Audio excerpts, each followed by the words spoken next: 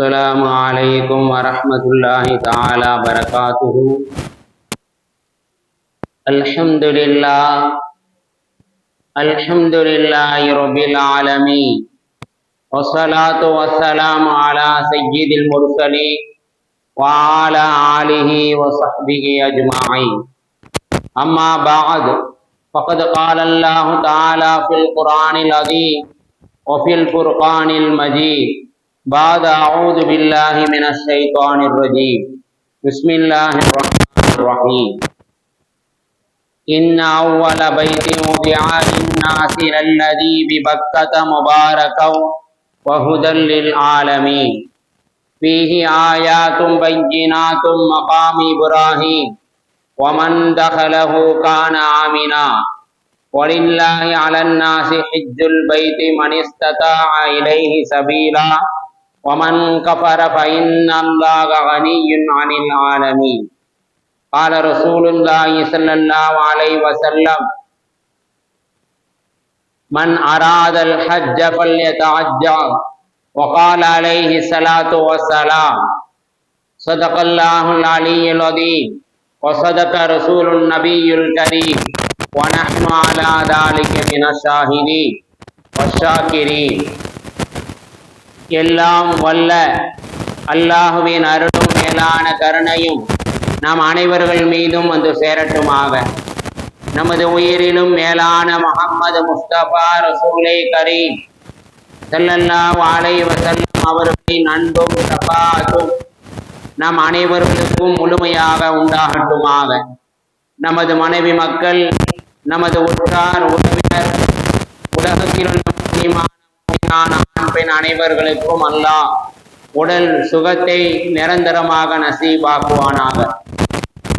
மருத்துவமனை கஷ்டங்கள், மருத்துவமனை செலவுகள், பலாய் முசீபத்துகள், கொடிய தீராத நோய் நொடிகளிலிருந்தும் அல்லாஹ் நாம் அனைவர்களையும் நிரந்தரமாக பாதுகாத்து அருள் புரிவானாக. திடீர் மரணங்கள், வாகன விபத்துக்கள், நிலநடுக்கங்கள், நிலச்சரிவுகள், தீயில் கருகி இறந்து போகுதல், தண்ணீரில் மூழ்கி இறந்து போகுதல் போன்ற தீய மரணங்களிலிருந்தும் அல்லாஹ் நம் அனைவர்களையும் நிரந்தரமாக பாதுகாத்து அருள் புரிவானாக. களிமாவோடு மரணிக்கக்கூடிய நசீபை வல்ல நாயன் நம் அனைவர்களுக்கும் தந்தல் புரிவானாக என்று துவா செய்தவனாக என்னுடைய உரையை ஆரம்பம் செய்கிறேன். கண்ணியத்திற்கும் பெரும் மதிப்பிற்குரிய அல்லாஹ்வின் நல்லடியார்களே, இஸ்லாமிய பெருமக்களே, புனிதமான ஹஜ்ஜுடைய காலத்தில் நாம் எல்லாம் வாழ்ந்து கொண்டிருக்கின்றோம். ஹஜ்ஜு சம்பந்தமாக, ஹஜ்ஜுடைய சிறப்புகள் சம்பந்தமாக, அந்த மக்காவை பற்றியும் மதீனாவை பற்றியும் குர்ஆனும் ஹதீஸும் நமக்கு தெள்ள தெளிவாக சொல்லி காட்டுகின்றது. பெருமக்களே, ஆரம்ப காலகட்டத்திலே முழு உலகமும் நீரால் நிரப்பப்பட்டிருந்தது. உலகம் என்பது இல்லாமல் இருந்தது, முழு உலகமும் நீரால் நிரப்பப்பட்டிருந்தது. அதற்கு பிறகு அல்லாஹ் ஒரு இடத்தை தேர்வு செய்து அந்த இடத்திலே ஒரு நிலத்தை உருவாக்கினான். அந்த அதே இடத்திலே அல்லாஹ் பைத்துல்லாவை உருவாக்கினான். முதலாவதாக உலகத்திலே கட்டப்பட்ட ஒரு இறை இல்லம் இந்த காபா என்பதாக குர்ஆன் நமக்கு சொல்லி காட்டுகிறது. பெருமக்களே, குர்ஆனில் மக்கா என்று சொல்வதற்கு பதிலாக பக்கா என்று அல்லாஹ் தன்னுடைய திருமறையிலே சொல்லி காட்டுகிறான். பக்கா என்றாலும் மக்கா என்றாலும் ஒரே அர்த்தத்தை பொதிந்தது என்பதை நாம் குர்ஆனிலே காண முடிகின்றது. அல்லாஹ் தன்னுடைய திருமறையிலே சொல்லி காட்டுவான், இன்ன அவ்வள பைத்தி உதிஅ லின்னாஸ், மனிதர்களுக்கு என்று ஆரம்பமாக கட்டப்பட்ட ஒரு பள்ளிவாசல் மக்கா என்னும் ஊரிலே அமைந்திருக்கிறது. இன்ன அவ்வள பைத்தி உதிஅ லின்னாசி லல்லதி பிபக்கத என்பதாக அல்லாஹ் தன்னுடைய திருமறையிலே சொல்லி காட்டுகிறான். மனிதர்களுக்கு என்று உலகத்திலே ஆரம்பமாக கட்டப்பட்ட உருவாக்கப்பட்ட அந்த பள்ளிவாசல் என்பது மக்கமா நகரில் இருக்கக்கூடிய அந்த காபா என்ற இறை ஆலயம் என்பதாக அல்லாஹ் தன்னுடைய திருமறையிலே சொல்லிவிட்டு முபாரக்கன் என்பதாக சொல்லி காட்டுகிறான். அந்த மக்கமா நகரம் எப்பேற்பட்ட நகரம்? பரக்கத் செய்யப்பட்ட நகரம். அபிவிருத்திகள் நிறைந்த அந்த ஊர் என்பதாக அல்லாஹ் தன்னுடைய திருமறையிலே சொல்லி காட்டுகிறான். அதற்கு அடுத்தபடியாக முதலில் ஆலமீன் அந்த மக்கா என்ற அந்த ஊர் இருக்கிறது, நேர் வழியை காட்டக்கூடிய மக்களுக்கு ஹிதாயத்தை வழங்கக்கூடிய நகரம் அந்த மக்கா என்பதாக அல்லாஹ் தன்னுடைய திருமறையிலே அந்த மக்காவினுடைய சிறப்புகளை பற்றியும் அந்த மக்கமா நகரத்தினுடைய மகத்துவங்களை பற்றியும் இந்த கடமையை நிறைவேற்றுவதற்காக ஹாஜிகள் இந்த நேரத்திலே தயாராக இருக்கின்றார்களே, அப்பேற்பட்ட அந்த ஹாஜிகளுக்கு கிடைக்கக்கூடிய சன்மானங்களை பற்றியும் அல்லாஹ் தன்னுடைய திருமறையிலே தெள்ள தெளிவாக சொல்லி காட்டுகிறான். பெருமக்களே, அல்லாஹ் தன்னுடைய திருமறையிலே தொடர்ச்சியாக அந்த வசனத்திலே சொல்லுவான், ஃபீஹி ஆயாத்தும் பய்யினாத், அந்த மக்காவிலே உங்களுக்கு தெளிவான அத்தாட்சிகள் இருக்கிறது. மக்காமே இப்ராஹிம், ஹஸரத் இப்ராஹிம் அலைஹிஸ்ஸலாம் அவர்கள் நின்ற அந்த கால் பாதம், அவர்களுடைய அந்த கால் பதிந்த அந்த இடமும் அந்த மக்காவிலே இருக்கிறது என்பதாக அல்லாஹ் தன்னுடைய திருமறையிலே அந்த மக்காவினுடைய சிறப்புகளை பற்றியும் அங்கே இருக்கக்கூடிய அந்த அத்தாட்சிகளை பற்றியும் தன்னுடைய திருமறையிலே சொல்லி காட்டுகிறான். இன்னும் அல்லாஹ் தன்னுடைய திருமறையிலே சொல்லுவான், வமன் தஹலஹு, யார் அந்த ஊரிலே நுழைகின்றார்களோ, அந்த மக்காவிலே யாரெல்லாம் நுழைகின்றார்களோ, கான ஆமினா, அவர்களுக்கு அந்த ஊரிலே பாதுகாப்பு இருக்கிறது.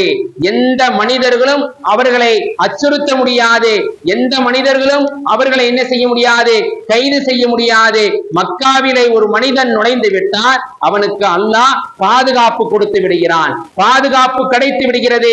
அவன் கொள்ளையராக இருந்தாலும் சரி, அவன் குடிகாரனாக இருந்தாலும் சரி, எப்பேற்பட்ட ஒரு மோசமான நிலையில இருக்கக்கூடிய அந்த நேரத்திலே அவன் அந்த ஹரத்துக்குள் நுழைந்து விட்டான், மக்காவிலே நுழைந்து விட்டால் அந்த மக்கா வாசிகள் அவர்களை பாதுகாப்பார்கள், அல்லாஹ்வும் அவர்களை பாதுகாப்பான். அந்த ஹரத்துக்கு வெளியே வந்தால்தான் அவன் செய்த தவறுகளுக்கு தண்டனை இருக்கிறது, அவன் செய்த தவறுகளுக்கு அங்கே தண்டனை நிறைவேற்றப்படுகிறது என்பதாக பெருமானார் ஸல்லல்லாஹு அலைஹி வஸல்லம் அவர்கள் தங்களுடைய ஹதீஸ் ஷரீஃபிலே சொல்லி காட்டுவார்கள்.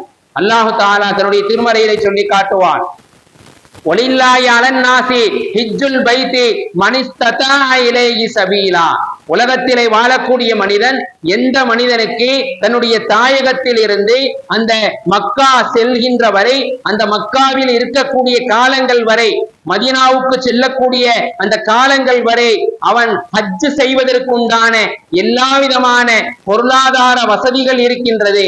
அவனுடைய குடும்ப தேவைக்கு போக, அவனுடைய மனைவி மக்களினுடைய தேவைக்கு போக பொருளாதாரம் அவனுக்கு மேல் மிச்சமாக அங்கே இருக்கின்ற பொழுது அவன் ஹஜ் செய்வது அவன் மீது கடமையாக இருக்கிறது என்பதாக அல்லாஹ் தன்னுடைய திருமறையிலே சொல்லி காட்டுகின்றான்.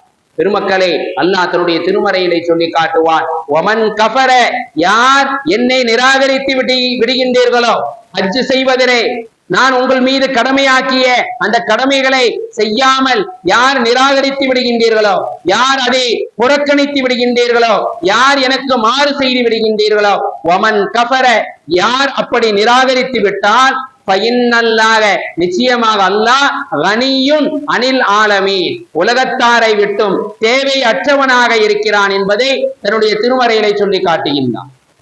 அல்லாஹ் நம் மீது ஒரு அமலை கடமையாக்கி இருக்கிறான், ஒரு செயல்பாடை நம் மீது விதித்திருக்கிறான் என்றால் நாம் செய்யக்கூடிய அந்த செயல்பாடின் மூலமாக அவன் நம் மீது விதித்த அந்த கடமையை நிறைவேற்றுவதன் மூலமாக நம்முடைய வாழ்க்கை பிரகாசமாகும், நம்முடைய மறுமையினுடைய வாழ்க்கை வெளிச்சமாகும் என்பதாக அல்லாஹ் தன்னுடைய திருமறையிலே சொல்லி காட்டுகிறான். அதே அந்த செயல்பாட்டை, அந்த அமலை, அந்த நீங்கள் நிறைவேற்றக்கூடிய அந்த ஹஜ் என்னும் கடமையை நீங்கள் நிறைவேற்றவில்லை என்றால் அதனால் அல்லாஹ்வுக்கு எதுவும் ஏற்பட்டு போவதில்லை. அது உங்கள் மீது விதியாக்கிய ஒன்று, நீங்கள் செய்யவில்லை என்றால் அதற்கான தண்டனைகளை நாளை மறுமை நாளிலே பெற்றுக் கொள்வீர்கள் என்பதாக அல்லாஹ் தன்னுடைய திருமறையிலே சொல்லி காட்டுகின்றான். பெருமக்களே, ஹஜரத் ஆதம் அலைஹிஸ்ஸலாம் அவர்கள் பிறப்பதற்கு 2000 வருடங்களுக்கு முன்பே அல்லாஹ் மலக்குமார்களை வைத்து அந்த கௌபாவிற்கு அஸ்திவாரம் இட்டதாக அறிஞர் பெருமக்கள் சொல்லி காட்டுகின்றார்கள். பிறகு இப்ராஹிம் அலைஹிஸ்ஸலாம் அவர்கள் வந்து காபாவை கட்டினார்கள். பிறகு நூஹ் அலைஹிஸ்ஸலாம் அவர்கள் அவர்களுடைய காலகட்டத்திலே ஏற்பட்ட வெள்ளப்பெருக்கிலே சுவர்கள் இடிந்தது. மீண்டும் இப்ராஹிம் அலைஹிஸ்ஸலாம் அவர்கள் வந்து கஅபாவை கட்டினார்கள். அவர்கள் கஅபாவை கட்டியது மிகப்பெரிய ஒரு சாதனையாக அந்த நேரத்திலே போற்றப்பட்டது. காரணம் என்னவென்றால், அந்த கஅபாவை கட்டி முடிப்பது சாதாரண விஷயம் அல்ல. ஹஜ்ரத் இப்ராஹிம் அலைஹிஸ்ஸலாம் அவர்கள் எவ்வளவு தியாகங்களுக்கு பின்னால், எத்தனையோ அந்த கஅபாவுடைய அழிவுக்கு பின்னால் இப்ராஹிம் அலைஹிஸ்ஸலாம் அவர்கள் என்ன செய்தார்கள்? கஅபாவை கட்டிவிட்டு அல்லாஹ்விடத்திலே துஆ செய்தார்கள். யா அல்லாஹ், நீ ஆணையிட்டு விட்டாய், நீ எங்கள் மீது என் மீது கடமையாக்கிய, என் மீது பொறுப்பாக்கிய இந்த கஅபாவை நான் கட்டிவிட்டேன். இந்த கஅபாவை நான் கட்டியதை நீ கபூல் செய்து கொள். இதே நான் சாதாரணமான ஒரு விஷயமாக நான் நினைக்கின்றேன். இந்த கஅபாவை நீ ஏற்றுக்கொள், கபூல் செய் என்பதாக இப்ராஹிம் அலைஹிஸ்ஸலாம் அவர்கள் அல்லாஹ்விடத்திலே துஆ செய்தார்கள். பெருமக்களே, அந்த நேரத்திலே இப்ராஹிம் அலைஹிஸ்ஸலாம் அவர்கள் அல்லாஹ்விடத்திலே கேட்கின்ற பொழுது, யா அல்லாஹ், எனக்கு ஒரு சின்ன வாய்ப்பை தந்தாய், இந்த கஅபாவை கட்டக்கூடிய ஒரு சின்ன வாய்ப்பை தந்தாய், நான் கட்டி முடித்து விட்டேன். இதில் நல்லது இருக்கிறதா கெட்டது இருக்கிறதா எனக்கு தெரியாது. ஆகையால் இதை நீ அங்கீகரித்து விடு, கபூல் செய் என்பதாக இப்ராஹிம் அலைஹிஸ்ஸலாம் அவர்கள் அல்லாஹ்விடத்திலே துஆ செய்தார்கள். ஆனால் இன்று எத்தனையோ பள்ளிவாசல் கட்டக்கூடிய ஒரு வாய்ப்பு நம்முடைய மக்களுக்கு கிடைக்கும், மதரசாக்களை கட்டக்கூடிய ஒரு வாய்ப்பு கிடைக்கும். அதை கட்டிவிட்டு நாம் என்ன செய்கின்றோம்? அல்லாஹ்விடத்திலே துஆ செய்கின்றோம். யா அல்லாஹ், நான் உனக்காக இந்த பள்ளிவாசலை கட்டி கொடுத்திருக்கிறேன், இந்த மதரசாவை நான் கட்டி கொடுத்திருக்கிறேன் என்பதாக பெருமையாக, அதை ஒரு பெரிய ஒரு சாதனையாக நாம் எடுத்து சொல்கின்றோம். ஆனால் சய்யிதுனா இப்ராஹிம் அலைஹிஸ்ஸலாம் அவர்கள் அவ்வளவு தியாகங்களுக்கு பின்னால் அந்த கஅபாவை கட்டி முடித்து விட்டு அல்லாஹ்விடத்திலே சொன்ன வார்த்தை என்னவென்றால், யா அல்லாஹ், எனக்கு ஒரு சின்ன ஒரு வாய்ப்பை கொடுத்தாய், சின்ன ஒரு சந்தர்ப்பத்தை கொடுத்தாய், இந்த கஅபாவை கட்டுவதற்கு எனக்கு ஒரு சின்ன வாய்ப்பை கொடுத்தாய், நான் கட்டிவிட்டேன், இதை நீ கபூல் செய் என்பதாக இப்ராஹிம் அலைஹிஸ்ஸலாம் அவர்கள் அல்லாஹ்விடத்திலே சொன்னார்கள். அல்லாஹ் தன்னுடைய திருமறையிலே சொல்லி காட்டுகிறான், வயது யர்ஃபஉ இப்ராஹீமுல் கவாயித மினல் பைத்தி வ இஸ்மாயில் ரப்பனா தகப்பல் மின்னா இன்னக அன்த ஸமீஉல் அலீம். ஹஜ்ரத் இப்ராஹிம் அலைஹிஸ்ஸலாம் அவர்களும் இஸ்மாயில் அலைஹிஸ்ஸலாம் அவர்களும் அதற்கு அஸ்திவாரத்துக்கு மேல் சுவர்களை உயர்த்திய பின்னால், யா அல்லாஹ், இதை ஏற்றுக்கொள், ரப்பனா, இறைவா, வஜஅல்னா முஸ்லிமைன் லக, எங்கள் இருவரையும் உனக்கு கட்டுப்பட்டவர்களாக ஆக்கிவிடு. யார் துஆ செய்கிறார்? ஒரு நபி, ஒரு நபியினுடைய மகன் இஸ்மாயில் அலைஹிஸ்ஸலாம் இருவர்களும் கஅபாவை கட்டி முடித்துவிட்டு அல்லாஹ்விடத்திலே கேட்கக்கூடிய அந்த துஆவை நாம் சற்று சிந்திக்க கடமைப்பட்டிருக்கின்றோம். இன்று எத்தனையோ உலகத்திலே எவ்வளவோ சாதனைகளை நாம் செய்து கொண்டு இருக்கிறோம், எவ்வளவோ அமல்களை செய்து கொண்டு இருக்கிறோம் என்பதாக நாம் என்ன செய்கிறோம்? பெருமை அடித்துக் கொண்டு இருக்கின்றோம். அதனால் நாம் உலகத்திலே உயர்ந்தவர்கள் என்பதாக மார்தட்டி சொல்லிக் கொண்டு இருக்கிறோம். ஆனால் சய்யிதுனா இப்ராஹிம் அலைஹிஸ்ஸலாம் அவர்கள் கஅபாவை கட்டி முடித்துவிட்டு அல்லாஹ்விடத்திலே கேட்ட துஆ, ரப்பனா வஜஅல்னா முஸ்லிமைன் லக, யா அல்லாஹ், எங்கள் இருவரையும் உனக்கு வழிபட்டவர்களாக, உனக்கு கட்டுப்படக்கூடியவர்களாக ஆக்கிவிடு என்பதாக துஆ செய்துவிட்டு, வமின் துர்ரியத்தினா முஸ்லிமத்தைனி லக, என்னுடைய சந்ததிகள் இருந்து வரக்கூடிய எல்லா மக்களும் உனக்கு வழிபட்டவர்களாக ஆக்கி விடுவாயாக என்பதாக சய்யிதுனா இப்ராஹிம் அலைஹிஸ்ஸலாம் அவர்கள் அந்த நேரத்திலே துஆ செய்தார்கள் என்றால், பெருமக்களே, எவ்வளவு பெரிய ஒரு விஷயத்தை, சாதனையை இப்ராஹிம் அலைஹிஸ்ஸலாம் அவர்கள் சாதித்து இருக்கின்றார்கள் என்பதை இந்த நேரத்திலே நாம் சிந்திக்க கடமைப்பட்டு இருக்கின்றோம். அப்பேற்பட்ட புனிதமான அந்த மக்கமா நகரத்தை நோக்கிதான் இன்று உலகெங்கிலும் நாடெங்கிலும் மக்கள் சாறை சாறையாக ஹஜ் செய்வதற்காக ஹாஜிகள் செல்லக்கூடிய ஒரு காலகட்டத்திலே நாம் எல்லாம் வீற்றிருக்கின்றோம். அந்த ஹஜ் செய்வதற்கு முன்னால் அந்த ஹாஜிகள், இன்னும் ஹஜ் செய்யாதவர்கள் அந்த மக்காவை பற்றியும் மக்காவிலே இருக்கக்கூடிய அந்த சிறப்புகளை பற்றியும் தெரிந்து கொள்வதற்கு நாம் எல்லாம் கடமைப்பட்டிருக்கின்றோம். உலகத்திலே உள்ள இடங்களிலே ஆகச் சிறந்த இடம் அந்த மக்கா. அனைத்து நபிமார்களும் வந்து போன இடம் அந்த மக்கமா நகரம். பல லட்சக்கணக்கான மலக்குமார்கள் அடிக்கடி இறங்கக்கூடிய இடம் அந்த மக்கமா நகரம். இன்னும் அல்லாஹு தஆலாவுடைய ரஹமத்துக்கள், அவனுடைய கிருபைகள் ஒவ்வொரு நாளும் 120 ரஹமத்துக்கள் என்ன செய்கிறது, அந்த கௌபாவிலே இறங்குகின்றது என்பதாக பெருமானா ஸல்லல்லாஹு அலைஹி வஸல்லம் அவர்கள் சொன்னார்கள். அதிலே 60 ரஹமத் தவாப் செய்யக்கூடியவர்கள் மீது இறங்குகிறது. பெருமானா ஸல்லல்லாஹு அலைஹி வஸல்லம் அவர்கள் சொன்னார்கள், 120 ரஹமத்துக்களிலே 60 ரஹமத் தவாப் செய்யக்கூடியவர்கள் மீது இறங்குகிறது, 40 ரஹமத் அங்கே தொழக்கூடிய மக்களின் மீது இறங்குகிறது, மீதி 20 ரஹமத் அந்த கௌபாவை வெறுமன பார்த்து கொண்டு இருக்கின்றார்களே அவர்கள் மீது இறங்குகிறது என்பதாக பெருமானா ஸல்லல்லாஹு அலைஹி வஸல்லம் அவர்கள் சொன்னார்கள். பெருமக்களே, 300க்கும் மேற்பட்ட நபிமார்கள் அந்த கௌபாவை சுற்றி அடங்கி இருப்பதாக உலமா பெருமக்கள் சொல்லி காட்டுகின்றார்கள். அந்த கௌபாவை சுற்றி 300க்கும் மேற்பட்ட நபிமார்களுடைய கபர் அடக்கத்தலம் இருக்கின்றது என்பதாக நாயகம் ஸல்லல்லாஹு அலைஹி வஸல்லம் அவருடைய ஹதீஸிலே நாம் பார்க்க முடிகின்றது. அல்லாஹு தஆலா தன்னுடைய திருமறையிலே சொல்லி காட்டுகிறான். அந்த ஊர் எப்பேற்பட்ட ஊர், முபாரக்கன் என்பதாக சொல்லி காட்டுகிறான். பரக்கத் செய்யப்பட்ட பூமி என்கிறான். நாம் அல்லாஹு தஆலா அந்த சொன்ன அந்த ஆயத்தை நாம் சற்று கவனமாக சிந்தித்து பார்த்தோம் என்றால் நமக்கு விளங்கும்.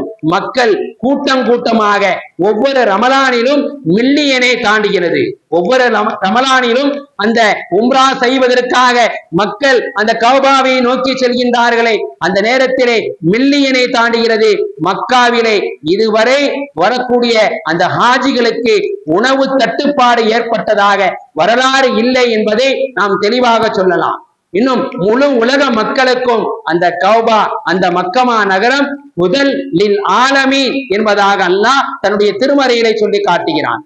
மக்களுக்கு நேரான வழியை காட்டக்கூடியது அந்த மக்கமா நகரம், நேரான ஹிதாயத்தான வழியை காட்டக்கூடிய ஊர் என்பதாக அல்லாஹ் தன்னுடைய திருமறையிலே சொல்லி காட்டுகின்றானே.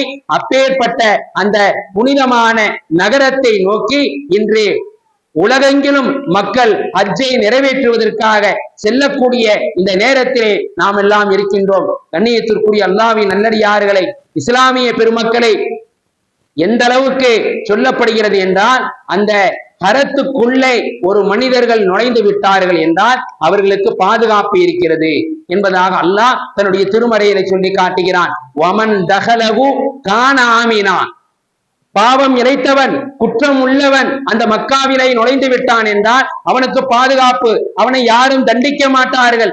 காரணம், அல்லாஹ் தன்னுடைய திருமறையிலே சொல்லி இருக்கிறான், யார் அந்த மக்காவிலை நுழைந்து விட்டார்களோ, அந்த ஹரத்துக்குள்ளே நுழைந்து விட்டார்களோ அவர்களை தண்டிக்க கூடாது, அவர்களுக்கு தண்டனை கொடுக்க கூடாது என்பதாக அல்லாஹ்வுடைய அந்த இறை வசனம் அங்கே நடத்தப்படுகிறது என்பதை நாம் குர்ஆனிலே காண முடிகின்றது.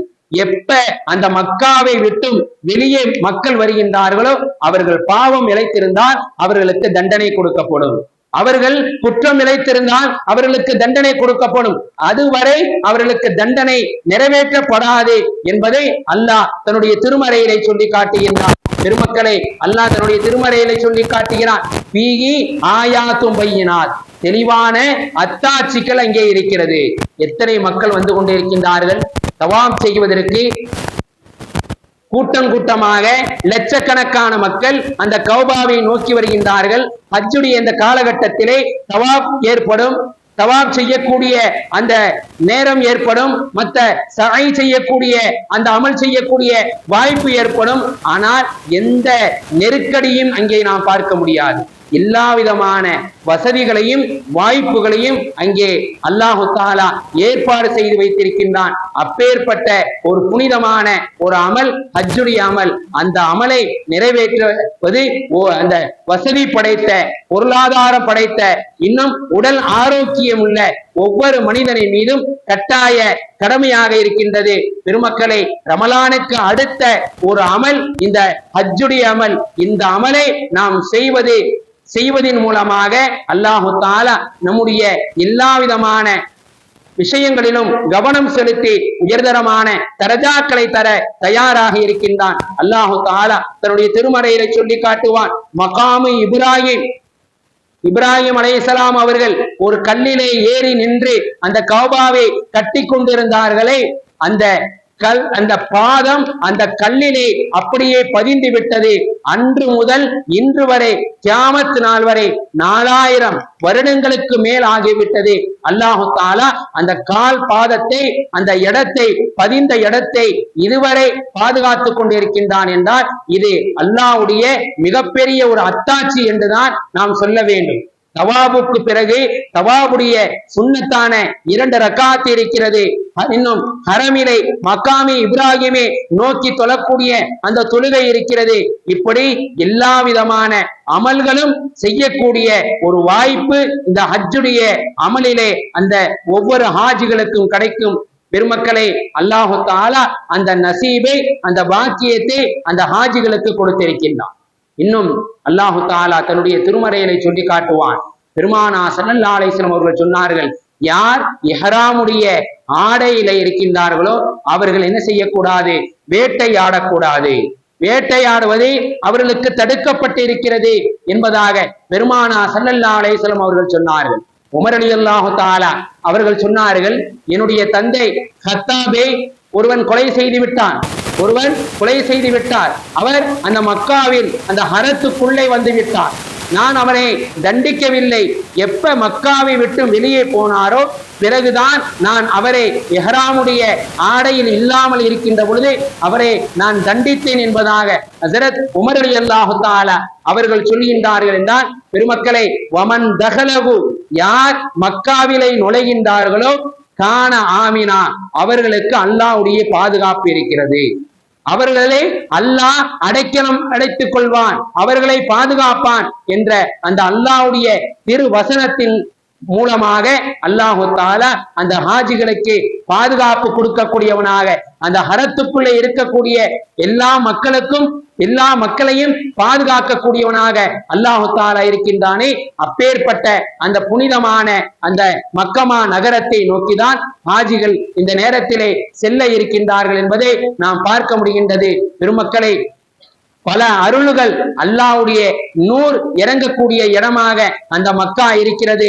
மேலும் 15க்கும் மேற்பட்ட இடங்களில் துஆ செய்தால் கபூல் ஆகக்கூடிய இடமாக அந்த மக்கமா நகரம் இருக்கிறது. பைத்துல்லாவுடைய உள்பகுதி, அந்த இடத்திலே ஒரு ஹாஜி துஆ செய்தால் அந்த துஆ உடனே கபூல் செய்யப்படும். இரண்டாவது ஹஜ்ருல் அஸ்வத்தினுடைய அந்த இடம், அந்த இடத்திலே ஒரு ஹாஜி துஆ செய்தால் அவருடைய துஆ அங்கீகரிக்கப்படும். மூன்றாவது ருக்குனுல் யமானி என்ற அந்த பகுதி, நான்காவது சஃபா மருவா என்ற அந்த மலைக்கு மத்தியிலே துஆ செய்தால் அவருடைய துஆ கபூல் செய்யப்படும். ஐந்தாவது ஜம்ஜம் கிணறு இருக்கக்கூடிய இடம். இப்படி துஆ செய்யக்கூடிய, துஆ கபூல் செய்யக்கூடிய எத்தனையோ இடங்கள் இருக்கிறது. அந்த இடங்களிலே அந்த ஹாஜிகள் துஆ செய்தால் அவர்களுடைய துஆ கபூல் செய்யப்படும், அங்கீகரிக்கப்படும் என்பதாக பெருமானா ஸல்லல்லாஹு அலைஹி வஸல்லம் அவர்கள் நமக்கு சொல்லி இருக்கின்றார்கள். பெருமக்களை, மிகப்பெரிய ஒரு அத்தாட்சி அந்த மக்காவில இருக்கிறது என்றால் ஜம்ஜம் கிணறு மட்டும்தான். மிகப்பெரிய அத்தாட்சி. ஹஜ்ரத் இஸ்மாயில் அலைஹிஸ்ஸலாம் அவர்கள் தாகத்தால் துடித்த அந்த நேரத்திலே அவர்களுடைய தாயார் ஹாஜரா அலைஹிஸ்ஸலாம் அவர்கள் அங்கும் இங்குமாக ஓடக்கூடிய அந்த நேரத்திலே அவர்களுடைய கால் அந்த உதைத்ததின் காரணமாக அல்லாஹு தஆலா வெளியாக்கிய அந்த ஓடை போல் இருந்த அந்த தண்ணீர் தான் ஜம்ஜம் அந்த தண்ணீராக இருக்கின்றது. எத்தனையோ 1000 வருடம் அன்று முதல் இன்று வரைக்கும், கியாமத் நாள் வரைக்கும் அந்த நீரை அல்லாஹ் பாதுகாத்து கொண்டே இருக்கிறான். இது மிகப்பெரிய ஒரு அத்தாட்சியாக இருக்கிறது. மக்கமா நகரத்திலே ஃபீஹி ஆயாத்தும் பையினாத்தும் என்பதாக அல்லாஹ் தன்னுடைய திருமறையிலே சொல்லி காட்டுகிறானே, அந்த மக்காவிலே தெளிவான என்னுடைய அத்தாட்சிகள் இருக்கிறது. அந்த அத்தாட்சிகளை சென்று நீங்கள் பாருங்கள். ஹஜ் செய்வதன் மூலமாக நிறைய பாடங்களை, படிப்பினைகளை பெற்றுக்கொள்ளுங்கள் என்பதாக அல்லாஹ் தன்னுடைய திருமறையிலே சொல்லி காட்டுகின்றானே. பெருமக்களை, அப்பேற்பட்ட அந்த ஜம்ஜம் நீரை அல்லாஹு தஆலா அன்று முதல் இன்று வரை கியாமத் நாள் வரை பாதுகாக்கக்கூடியவனாக இருக்கிறான். பெருமக்களே, அந்த ஜம்ஜம் நீர் வற்றியதாக வரலாறு. சவுதி அரசை பொறுத்த வரைக்கும் ஒரு நிமிஷத்திற்கு 9க்கும் 100க்கும் 1000 லிட்டருக்கு மத்தியிலே ஒவ்வொரு நிமிடத்திலையும் நீரை வெளியாக்கி கொண்டே இருக்கிறார்கள். நீர் வெளியாகி கொண்டே இருக்கிறது. ஆனால் அந்த நீர் குறைந்ததாக வற்றியதாக வரலாறு இருக்கிறதா என்று பார்த்தால் இல்லவே இல்லை. இதுதான் அந்த மக்காவிலே இருக்கக்கூடிய மிகப்பெரிய ஒரு அத்தாட்சி என்பதாக பெருமானார் ஸல்லல்லாஹு அலைஹி வஸல்லம் அவர்கள் நமக்கு சொல்லி இருக்கின்றார்கள். பெருமக்களே, அந்த புனிதமான இடத்தை நோக்கிதான் ஹாஜிகள் செல்ல இருக்கின்றார்கள். அவர்கள் மிகப்பெரிய சீதேவிகள், அவர்கள் கொடுத்து வைத்தவர்கள், அவர்கள் பாக்கியவான்கள் என்றுதான் நாம் சொல்ல வேண்டும். பெருமானாரை சந்திக்கக்கூடிய, பெருமானாரின் மீது சலாம் சொல்லக்கூடிய எல்லா விதமான அந்த பாக்கியங்களையும் பெற்றவர்கள் ஹாஜிகள் என்பதை இந்த நேரத்திலே நாம் நினைவில் நிறுத்திக் கொள்ள வேண்டும். பெருமக்களே, ரமலானுடைய காலகட்டத்திலே மட்டும் கிட்டத்தட்ட 20 லட்சம் லிட்டர் நீர் அந்த ஹரமிலிருந்து விநியோகிக்கப்படுகிறது என்பதாக நமக்கு வரலாறு சொல்லி காட்டுகிறது. ரமலான் அல்லாத காலத்திலே 7 லட்சம் லிட்டர் நீர் அந்த ஹரமிலிருந்து விநியோகிக்கப்படுகிறது. இன்னும் ரமலான் ஹஜ்ஜுடைய காலங்கள் தவிர மதீனாவுக்கு டெய்லியும் 400 டன் நீர் அனுப்பி வைக்கப்படுகிறது. ரமலான் ஹஜ் அல்லாத மற்ற காலங்களிலே 150 டன் டெய்லியும் அந்த ஜம்ஜம் நீர் அனுப்பி வைக்கப்படுகிறது.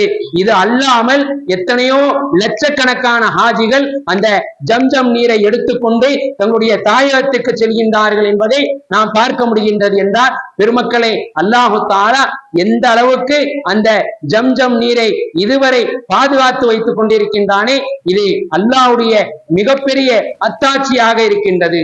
பெருமானார் ஸல்லல்லாஹு அலைஹி வஸல்லம் அவர்கள் சொன்னார்கள், எந்த ஒரு மனிதர் அந்த ஜம்ஜம் நீரை எந்த நியத்திலே குடிப்பாரோ, ஒரு மனிதர் தாகம் தீர வேண்டும் என்று குடித்தால் தாகம் தீர்ந்துவிடும். ஒரு மனிதர் பசி அடங்க வேண்டும் என்பதாக அந்த ஜம்ஜம் நீரை நியத்து வைத்து குடித்தால் பசி தீர்ந்துவிடும் என்பதை பெருமானார் ஸல்லல்லாஹு அலைஹி வஸல்லம் அவர்கள் தன்னுடைய ஹதீஸிலே சொல்லி காட்டுவார்கள். இமாம் திர்மிதி ரஹ்மத்துல்லாஹி அவர்களுடைய தந்தை அவர்கள் ஹஜ்ஜுடைய காலகட்டத்திலே ஹஜ்ஜுக்காக சென்றிருந்தார்கள். மக்கமா நகரத்திலே மஸ்ஜித் நபவியிலே இருக்கின்ற பொழுது அவர்களுக்கு சிறுநீர் கழிக்கக்கூடிய ஒரு தேவை ஏற்பட்டது. பொதுவாகவே அந்த கௌபாவினுடைய முன் சஃபிலே ஒரு மனிதர் உட்கார்ந்து விட்டால் சுயதேவியை கழிக்கக்கூடிய ஒரு சந்தர்ப்பம் கிடைக்கிறது என்றால் எழுந்து சென்றால் அந்த இடம் கிடைக்காது, அந்த சஃப்பு கிடைக்காது, வேற ஒருவர் வந்து உட்கார்ந்து விடுவார், நன்மையை கொள்ளையடித்துக் கொள்வதற்காக. அதனாலேயே அந்த இமாம் திர்மிதி ரஹ்மத்துல்லாஹி அவர்களுடைய தந்தை சிறுநீர் கழிப்பதற்கு கூட அவர்கள் எழுந்திருத்து செல்லவில்லை. காரணம், அந்த முன்சஃபுடைய இடம் நமக்கு கிடைக்காமல் போய்விடும் என்பதாக அவர்கள் ஜம்ஜம் நீரை எடுத்துக்கொண்டு பெருமானார் ஸல்லல்லாஹு அலைஹி வஸல்லம் அவர்களுடைய ஹதீஸ் அவர்களுக்கு ஞாபகத்துக்கு வந்தது.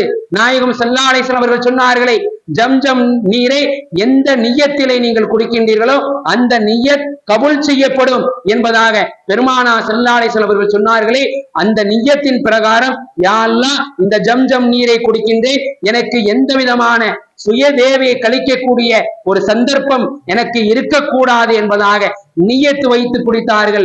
அதே போல நியத்தின் பிரகாரம் அவர்களுக்கு அந்த ஹஜ்ஜை முடித்து செல்கின்ற வரை சுயதேவையை கழிக்கக்கூடிய அந்த சந்தர்ப்பம் அவர்களுக்கு கிடைக்கவில்லை என்பதை அவர்களுடைய கிதாபுகளிலே பதிவு செய்திருக்கின்றார்கள். பெருமக்களே, எவ்வளவு பெரிய அந்த பாக்கியவான்கள், எந்த அளவுக்கு அந்த ஜம்ஜம் நீரை அந்த நிய்யத்தின் பிரகாரம் அறிந்து அதனுடைய பரக்கத்தை பெற்றிருக்கின்றார்கள் என்பதை நாம் காண முடிகின்றது.